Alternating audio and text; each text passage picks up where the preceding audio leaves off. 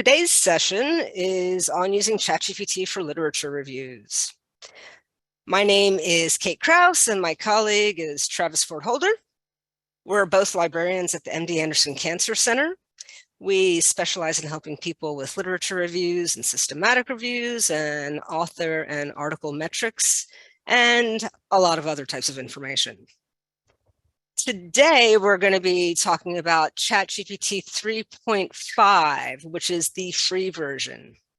There is now also a ChatGPT 4, which is also called ChatGPT Plus, which is a little bit more advanced, but it's $20 a month. So we're not going to be going over that one. We figure most people are still using the 3.5 free version. We've only got 30 minutes, so we're going to move really fast, but please put any questions you all have into the chat box. Hopefully we'll have time to answer them either during the presentation or at the end of the presentation. So today, we're going to go over 4 different topics. There's 100 more topics we could go over, but for researching and writing literature reviews, we thought these were the 4 most important topics. Can ChatGPT give you articles on your topic? Can it search PubMed for you? Can it summarize articles for you? And can it actually write a literature review for you? So that's what we're doing today. And Travis is going to get us started off. All right.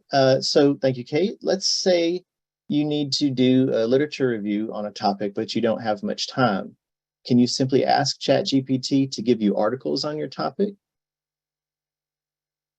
We experimented with it, and we asked ChatGPT to give us the most important articles on autism. Not just some articles on autism, but the most important ones. ChatGPT said it could not access the journal databases, but somehow it could still give us the articles that had contributed significantly to the field. The 2 of us asked the exact same question at exactly the same time, using the same words. The left column has the citations that ChatGPT gave to me. The right column has the citations it gave to Kate. ChatGPT gave us completely different results. Only one citation was the same, the top listed one. ChatGPT made up about half of the citations. These are the titles in red. They're completely fake. So the list Kate got at least had mostly real articles, but are they the most important ones? Are they the most highly cited ones? The answer is no. We looked at Scopus, and out of the top 10 most highly cited articles, ChatGPT only gave us 2. While we're here, I want to mention Scopus is a very useful database. You can use it to search for articles and sort them by citation count. You can see in the right-hand column how many times each of these articles has been cited. If you're ever interested in finding out how many times your work has been cited in other people's articles, Scopus is an excellent tool. The library provides a service where we can search PubMed, Scopus, and several other databases for you. But how does ChatGPT fit into database searching? I'm going to turn it over to Kate to learn about ChatGPT and PubMed. Whoops, our slides are getting a little wonky there. Okay, so can ChatGPT search PubMed for you? Since obviously it does not a very good job of giving you articles on its own. We thought maybe if it could search PubMed, the results would be better and at least it would give us real articles from PubMed. So we tried it out and apparently ChatGPT cannot search PubMed and give you articles from PubMed. Remember, Chat is not a search engine.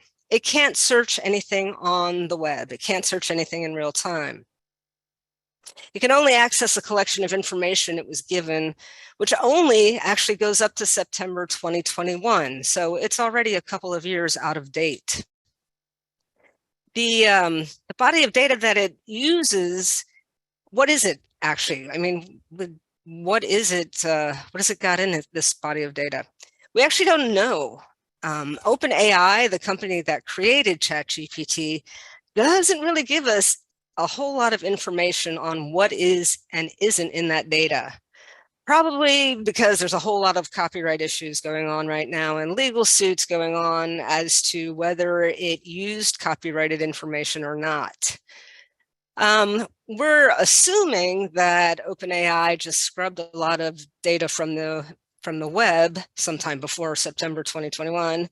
Maybe it vetted some of it, maybe it didn't. We don't really know. There's not a lot of information available on that. So, point being, chat cannot search PubMed for you. So we thought, well, if it can't do that, maybe it can generate a search string for us to plug into PubMed. Because, PubMed can be a little bit difficult to figure out all those subject headings and stuff like that. So we gave that a shot. And let's see, we asked it to find us randomized controlled trials on CAR-T drugs for cancer in humans for the last 5 years that were conducted in Texas. And it gave us this, what appears to be really great looking search string for PubMed. It looks really good. You can see here that it's using subject headings, it's using Boolean operators, it's putting things in quotation marks to do phrase searching. There's just a few things wrong with this search string. Basically, everything. It looks good, but it's not right at all. So first of all, it makes up subject headings, completely fake subject headings that don't exist. It searches the wrong field sometimes. It doesn't search for plurals or variant word endings. What else? Oh my gosh, so much wrong with this. It didn't even do half of the things that we asked it to. You can see here that we asked it to narrow it down to humans in the last 5 years, and it didn't do either of those things. It didn't even search for the CAR-T drug names. And worst of all, it didn't even capitalize Texas. Whoops, sorry, I didn't mean to do that. So yeah, terrible search string. So just so you have this in the slides, here's a list of the problems that ChatGPT does when trying to make a PubMed search string, because it's deceiving. I mean, that search string looked really good, didn't it? But it was just wrong. It didn't narrow it down to randomized control trials correctly. It didn't do so many things. Some of the search strings wouldn't even run in PubMed. They just wouldn't process. It generated different search strings on different days for different people. And it retrieved thousands of irrelevant results while missing really important ones. We also asked it if ChatGPT could generate search strings for some of the other databases. Because PubMed is a great database, but it's not the only database that searches journal articles. There's Scopus, there's Web of Science, there's Embase. ChatGPT, unfortunately, does an even worse job when trying to create search strings for those databases. Sometimes it only even just gave us a few words, so didn't work at all. And remember, I mean, how could it figure out a search string for these databases when it can't even access them? So kind of problematic. ChatGPT is not good for searching PubMed or any of the other databases. So our next thing we tried to figure out is if ChatGPT was good at summarizing articles for you.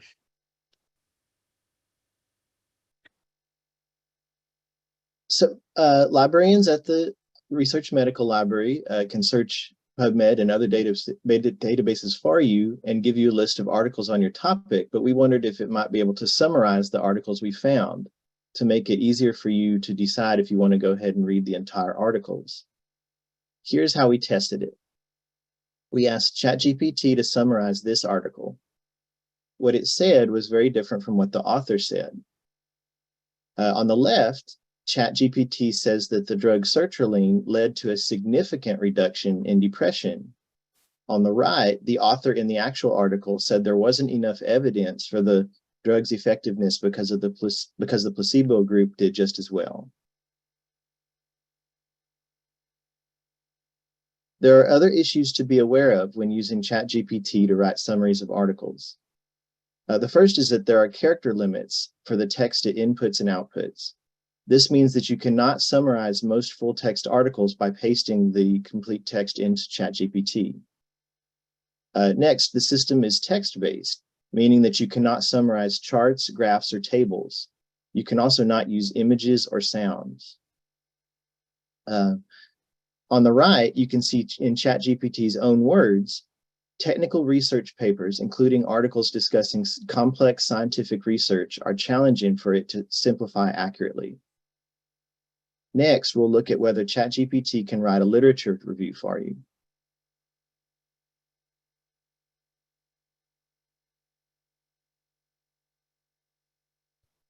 Sorry, I had my mute button on. I didn't realize.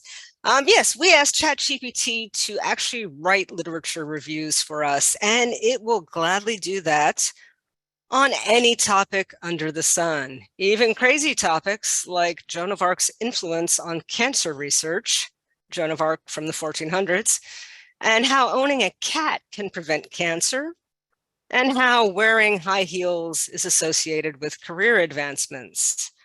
The point here is that chat will write anything on any topic saying just crazy stuff. One interesting caveat or one interesting little thing is that it refused point blank to write literature reviews on either UFO aliens or Bigfoot, because apparently, as it said, there was not enough scientific evidence on those topics. But apparently, I guess it thinks there's enough scientific evidence on how owning cats prevents cancer. It's just kind of way out there. But for real topics that you're actually working on, there's a lot of other problems that it does when generating literature reviews. It lies, basically. So I asked it to write literature reviews on the drug nivolumab and whether it worked on melanoma. In one of the cases, I asked it to write a literature review saying it did work. And that's on the left-hand side. You can see it says it's effective. And then I asked it to write a literature review saying that nivolumab did not work in treating melanoma. And it did that also. So it writes biased literature reviews on whatever viewpoint you want it to express. Interesting enough, it doesn't, when it writes literature reviews, it doesn't include any citations at all. It doesn't back up what it's saying. If you insist that it insert citations, it completely makes up citations. It calls them placeholders if you question it about it. So here it's got two citations that are totally fake, and all it gives you is the one author's last name and the year. You have no idea what the title is or if it's real or not, unless you do a whole lot of research, which we did, and they are fake. So not very helpful. Sometimes it'll also say that it did things for your literature review, which are completely 100% not true. For example, in one of the literature reviews it made for me, it said that it searched PubMed, Embase, and Cochrane, which we know it cannot do because it can't access the internet and it can't access databases that are behind subscription walls. It also said for some reason it only chose studies between 2010 and 2023, which I didn't ask it to do, and which it obviously can't do because ChatGPT only goes up to September 2021. It also said it included randomized control trials, observational studies, case reports. These are kind of an odd mix of studies to include in a literature review, but for some reason it said it did that, which obviously it didn't. Sometimes it even calls its literature reviews systematic reviews, which I don't know how many of you are familiar with systematic reviews, but they are quite different from literature reviews, much more stringent. ChatGPT cannot do a systematic review at all. So that's not true either. One other problem is that it often plagiarizes. Remember, ChatGPT is a large language model. It generates predictive text based on the data that it was given sometime before September 2021. We don't even know if all of that data is up to that date. It copies whole sentences and paragraphs and often just kind of, rewords them slightly. But that is still considered plagiarism. Just because you change a couple words does not mean it's not plagiarism. One thing we want to recommend here, if you're new to literature reviews, when you upload your article to the journal you want to publish in, they use a software called Authenticate, which actually checks for plagiarism. The library has this database, and you can use it on your own manuscript before you submit it to a journal publisher, just to check to make sure that you didn't accidentally do any kind of plagiarism. It's unfortunately easier than you think to inadvertently do something that is considered plagiarism. So this is a standard best practice to do before you upload your article to a publisher.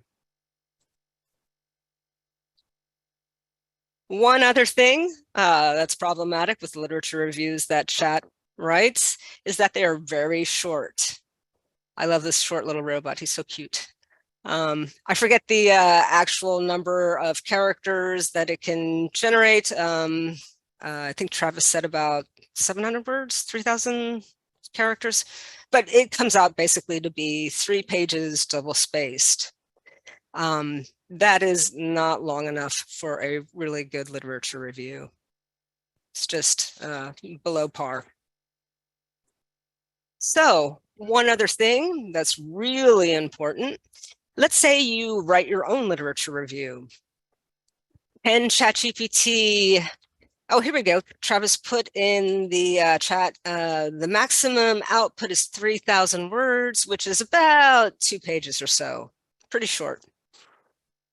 Okay, for editing, ChatGPT can be good at really basic editing, like spelling and grammar and syntax. It's also pretty good at translating if English isn't your first language. But I mean, it's pretty basic. It's on the par with Grammarly. It can't do substantive editing like our team of editors can.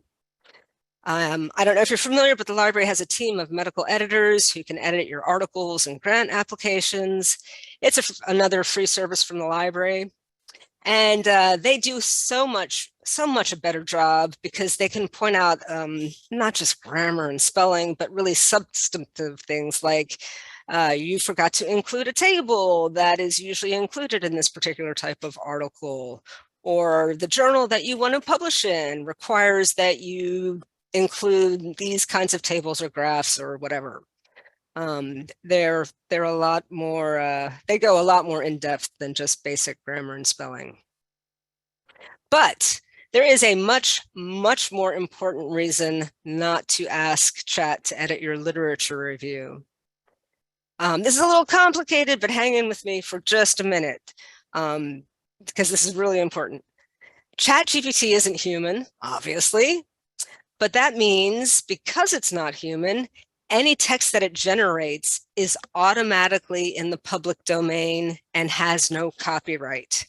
It's copyright free and anyone can see it. So if somebody else asks a question about the topic that you are writing a literature review on and you ask ChatGPT to edit, everyone else will be able to see basically what you wrote even before you publish it. Does that make sense? So basically ChatGPT generates a different version of your article that's edited with the spelling and grammar corrected, but that's now in the public domain and anybody can see it and it's copyright free. The copyright question is a little bit up in the air at the moment, as are all copyright questions with ChatGPT. There's so many lawsuits going on right now dealing with copyright. Just be careful. You don't want to lose all of that work, then all of that time you spent doing your research and writing and let other people see it. So that's it for ChatGPT's capabilities for helping you find articles and helping you write literature reviews. There are some guidelines being created right now. This is also new that journals are still trying to figure out what their guidelines are. Most of them are saying, do not use ChatGPT at all. MD Anderson also has some guidelines. There are a couple of statements that our institution has put out there. Basically, they warn that ChatGPT produces fake and biased information. You really, really need to use critical evaluation with any information that chat generates. Do not, whatever you do, upload any patient information or intellectual property to it. So another way of saying, don't let it edit your articles. And if you do use ChatGPT, you need to fully disclose it. So, oh, thanks, Travis. Travis put in the links to those two MD Anderson guidelines in the chat box. So be careful, everybody. ChatGPT is interesting and fun, but it's not trustworthy at all in many, many different ways. So that's basically it in a nutshell. Travis, let's see, we have 5 more minutes left. Okay. Well, I just wanted to mention some of the library services available to you. Thank you for coming to this class. The library offers many free services and classes on writing literature reviews. If you go to our library website at mdanderson.org/library and click on the services and education tabs, you'll see the services and classes to help you do literature searching, editing, grant writing, and a lot of other things. We also have a wide variety of classes in research and writing, everything from PubMed to writing a grant proposal. And I'm going to put the calendar link in the chat here. And then one last thing we wanted to mention is that as one of the comments pointed out, ChatGPT is developing very quickly. Even as we were working on this presentation, additional features have appeared. We do have some time to answer questions. So let me check the chat. Human beings, at least now, are still better. Yes. And yes, maybe I have a quick question. Oh, Maybe just a sure. quick question. So what is ChatGPT good for then? I mean, that you can rely on? One of the things, and Kate, I'm sure will have some thoughts too, but one of the things that I do like it for, whenever you are working on a review and you have to come up with synonyms for a concept, it can be helpful there. It requires some any information that it has, you have to follow up with, but I have found it useful for that, additional things that would fit into your concept whenever you're doing a search. Hi, Stephen. Yeah, great question. ChatGPT is good for a lot of things. One of the things that it started being able to do is telling you how to format your citations in APA and AMA citation formats. It couldn't do that about a month ago. That's one of the slides we had to change. It's good at telling you whether or not a journal or a publisher is predatory. We have experimented with that, and it's kind of hard to say that it's 100% accurate because we weren't able to check more than about half a dozen journals. It's also good at giving you sort of an an outline of what a literature review should look like. What are the parts that a typical literature review has? It's kind of basic, but it can be helpful, especially if you're writing your first literature review. What else? Let me think. I find that it's good at doing things like just changing the text of a sentence or a paragraph, maybe nothing, that has patient information or intellectual property in it. But it's good at, if you don't like the way that you've worded something, it's good at sort of taking your sentences and just using different words to express what you're trying to say. And you can ask it to do that over and over and over again, and it will just, generate different verbiage. And verbiage actually is one of the other things we found it very good for. It's pretty good at writing letters of recommendation or birthday card wishes and things like that. What else? What have you guys found that ChatGPT is good for? I know somebody earlier mentioned it's good for taking a paragraph and changing the format into bullet points, things like that. Anybody else have any experience on what they found it useful for?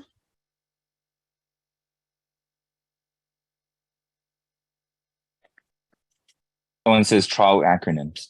I think someone I'm sorry? In the that. chat, yes. Yeah, it There's says a comment. It coming does out a with great trial job. acronyms. Mhm. Oh, cool. Okay, great. Oh, it's also good at linking you to journals, websites where the author instructions are.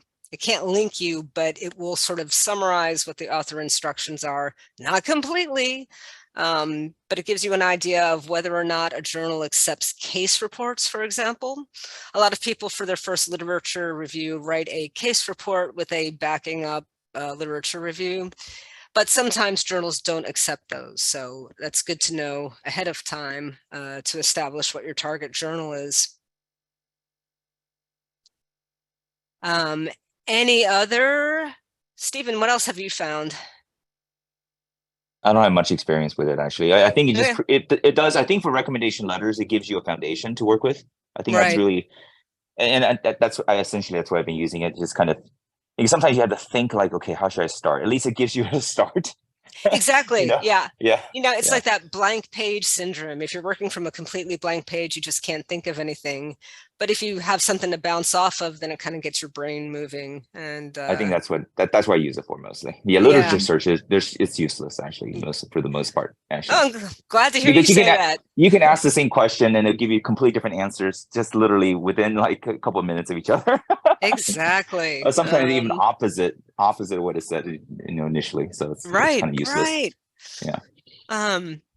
Yeah, I mean, it's helpful in the sense that Wikipedia is helpful. You wouldn't want to base anything you say just on Wikipedia, but it can get you thinking about things that you hadn't thought about before and kind of give you some background information. Well, Oh, we're I think at the half hour. So I want to thank everybody again for attending the session. We are going to send the slides and the recording to everybody here. You're going to also receive a link to evaluate the class. We do appreciate your feedback, and it helps us know what kind of classes there's an interest in and what kind of classes to develop in the future. If you want, Kate and I can hang around for another few minutes to discuss ChatGPT if you like it, and we can talk more about our experiences with it. Thank you, everybody.